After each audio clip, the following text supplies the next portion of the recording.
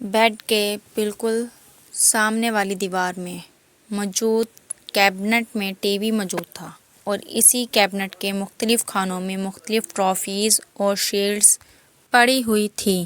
کمرے کا چوتھا کونا بھی خالی نہیں تھا۔ وہاں دیوار پر مختلف ریکٹس لٹکے ہوئے تھے۔ ان میں سے ایک ٹینس کا تھا اور دو اسکواش کے۔ ان ریکٹس کو دیوار پر لٹکانے سے پہلے نیچے پوسٹرز لگائے گئے تھے اور پھر ریکٹس اس طرح لٹکائے گئے تھے کہ یوں لگتا تھا وہ ریکٹس ان کھلاڑیوں نے پکڑے ہوں۔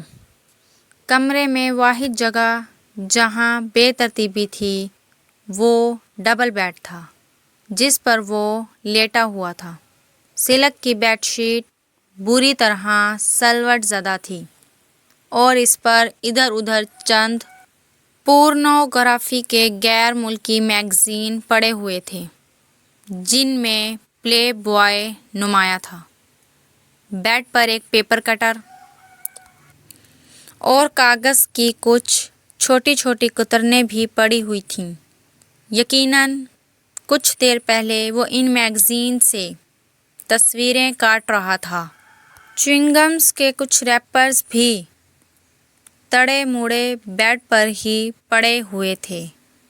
ڈنہل کا ایک پیکٹ اور لائٹر بھی ایش ٹرے کے ساتھ بیڈ پر ہی پڑا تھا جبکہ سلک کی سفید چمکدار بیڈ شیٹ پر کئی جگہ ایسے نشان تھے جیسے وہاں پر سگریٹ کی راکھ بھی تھی۔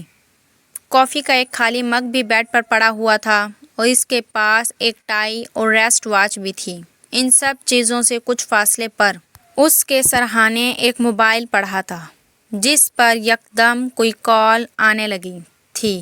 بیڈ پر اوندھے منہ لیٹا ہوا وہ نوجوان اب شاید نیند کے عالم میں تھا کیونکہ موبائل کی بیپ پر اس نے سر اٹھائے بغیر اپنا دایاں ہاتھ بیٹھ کر ادھر ادھر پھیرتے ہوئے جیسے موبائل تلاش کرنے کی کوشش کی، مگر موبائل اس کے ہاتھ کی رسائی سے بہت دور تھا۔ اس پر مسلسل کال آ رہی تھی۔ کچھ دیر اسی طرح ادھر ادھر ہاتھ پھیرنے کے بعد اس کا ہاتھ ساکت ہو گیا۔ شاید اب وہ واقعی سو چکا تھا کیونکہ اس کے تھرکتے پیر رک چکے تھے۔ موبائل پر اب بھی کال آ رہی تھی۔ بیڈ سے باہر نکلے ہوئے اس کے بائیں ہاتھ میں پکڑا ہوا ریموٹ یکدم اس کی گرفت سے نکل کر نیچے کارپیٹ پر گر پڑا۔ مائیکل بولٹن کی آواز ابھی بھی کمرے میں گونج رہی تھی۔ پھر یکدم کمرے کے دروازے پر کسی نے دستک دی اور پھر دستک کی یہ آواز بڑھتی ہی گئی۔ موبائل کی کال ختم ہو چکی تھی۔ دروازے پر دستک دینے والے ہاتھ بڑھتے گئے۔